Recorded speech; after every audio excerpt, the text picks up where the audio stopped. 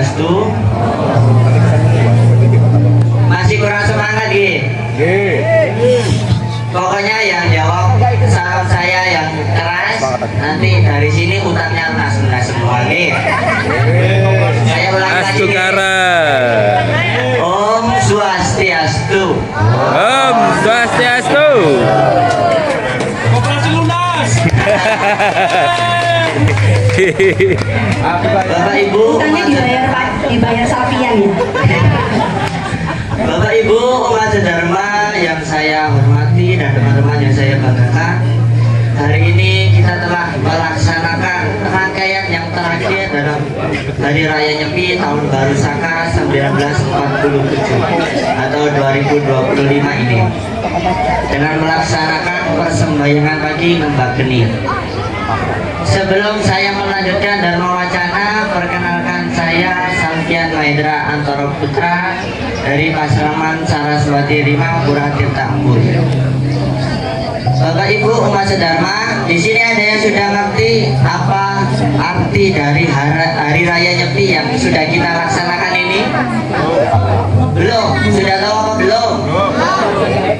Kan setiap 1 tahun sekali Hari Raya Nyepi memiliki makna, yaitu artinya sepi, yang memiliki arti bahwa kita melaksanakan selama 1 hari itu tanpa melakukan kegiatan apapun, yaitu dalam keheningan. Sebelum melaksanakan Hari Raya Nyepi, kita masih melaksanakan rangkaiannya sebelum Hari Nyepi tersebut. Rangkaiannya yang pertama apa aja Bapak Ibu? Yang pertama yaitu ada melasti. Setelah melasti ada Tawur Kesanga atau Tawur Agung Kesanga. Baru setelah itu kita melaksanakan catur berata penyempian, dan yang terakhir yaitu Ngembak Geni. Mari kita ulas satu persatu dalam Dharma Wacana hari ini dengan judul yaitu Hakikat Hari Raya Nyepi bagi umat Hindu. Bapak Ibu umat sedharma, rangkaian yang pertama kita sebutkan tadi yaitu adalah melasti, di mana melasti berasal dari kata mala dan asti. Mala yang artinya kotor dan asti yang artinya membuang atau memusnahkan. Maka dari itu kita saat melaksanakan melasti, kita harus sudah melepaskan semua kekotoran yang telah kita perbuat. Dengan bagaimana? Dengan kita lunas tirta penglukatan dan tirta amorta dari laut, di mana di laut itu akan kita larung semua kekotoran yang telah kita perbuat selama 1 tahun ini. Dalam lontar Sunda Rigama yang berbunyi melasti irah ngaranio ngiring bentara dewata ngayutaken paraning jagat papakresa letuing buana, yang artinya bahwa melasti itu kita membersihkan semua kotoran yang ada di Buana Agung maupun Buana Alit. Dengan penyucian diri kita disimbolkan sebagai Buana Alit, dan para arca-arca serta senjata Dewata Nawasanga dan benda-benda sakral lainnya juga disucikan sebagai wujud dari Buana Agung. Maka dari itu saya harap setelah kita melaksanakan melasti tersebut, kita sudah bersih kembali, sudah tidak ada kekotoran lagi di dalam diri kita. Kita larung semuanya ke dalam lautan itu. Lalu setelah melaksanakan melasti, ada Tawur Agung Kesanga atau Tawur Kesanga, yang berarti tawur itu membayar atau mengembalikan, dan kesanga itu berarti sasih ke sanga. Di mana Tawur Agung Kesanga ini kita mengembalikan segala sifat-sifat hankara murka dari para Buddha kala untuk kembali ke tempatnya masing-masing, ke alamnya masing-masing, dan kita menetralisir hal-hal positif dan hal-hal negatif, sehingga waktu pelaksanaannya kita tidak akan diganggu oleh para Buddha kala. Di saat tawur ke sana juga kita mengarah ogo-ogo yang memiliki simbol, yaitu sifat antara murka dari manusia dan alam semesta ini. Apakah ogo-ogo itu kita sembah Bapak Ibu? Disembah atau tidak? Tidak. Ogo-ogo yang kita panggul itu sebagai bentuk bahwa kita ini akan memerangi sifat-sifat para raksasa. Apakah di dalam diri kita itu ada sifat-sifat raksasa? Itu pasti ada. Mulai dari nafsu, hawa nafsu, amarah, kebingungan, makmur dan lain sebagainya, yang biasanya kita kenal dengan satribu. Itulah yang harus kita kendalikan.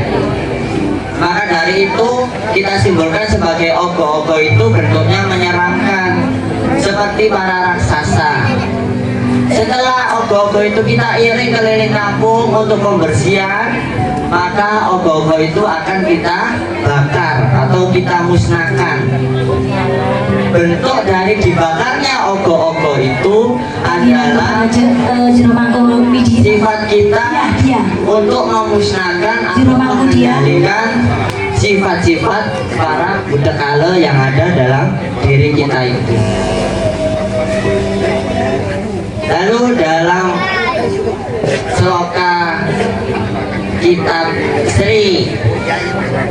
Sri Aji Satanu yang berbunyi tilam kesanga, tilamnya kesanga puput maprakerti caru tawur wastania sedulur nyepi awangi, yang memiliki arti bahwa waktu tilam kesanga itu kita melaksanakan Buddha yatnya dalam bentuk caru tadi.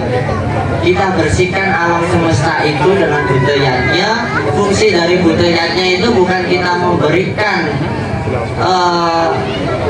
permohonan pada Buddha kala, tapi kita menetralisir Buddha kala tersebut supaya tidak mengganggu kita lagi dalam 1 tahun ke depan saat menyongsong tahun baru Saka selanjutnya. Setelah itu tadi ada kata-kata sedulur nyepi awangi, yang memiliki arti setelah kita melaksanakan film kesana tadi, kita akan melaksanakan nyepi selama 24 jam dengan melaksanakan catur berata penyepian. Bapak Ibu umat sedharma serta teman-teman yang saya banggakan, kira-kira ada yang tahu nggak catur berata penyepian itu apa saja? Amati geni. Nggak tahu, kasih tahu dong. Yang pertama apa? Amati geni. Amati Geni. geni. Oh, Amati geni berarti kita tidak boleh berapi-api. Sebenarnya gini konsepnya. gimana tuh, gimana? Khususnya itu berapi-api itu gini, kita tidak boleh menyalakan api amarah kita di dalam nyepi tersebut, ya. Jadi bukan hanya panjenengan sedoyo niki hanya puasa saja selama 24 jam itu salah, tapi juga mengendalikan sifat amarah tadi. Jadi bukan berarti panjenengan kalau misalnya nyepi 24 jam nanti ada yang kerasan-kerasan, tetap ada sing namui anaknya ayo sembahyang, gak sembahyang ini piye. Nah, setidaknya panjenengan itu mengajak anak-anaknya panjenengan itu tanpa amarah, karena itu sebenarnya yang dimaksud dengan amati geni. Terus kenapa kok disimbolkan tidak boleh menyalakan cahaya, tidak boleh menyalakan api? Karena sesungguhnya cahaya dan api yang abadi itu ada di diri panjenengan sedoyo. Yaitu siapa? Yaitu Atman. Atman sendiri itu yang bercahaya selama nyepi. Begitu. Jadi bukan hanya mematikan kompor, habis itu mematikan listrik, lampu dan lain sebagainya, tapi juga mematikan api amarah yang ada di dalam diri.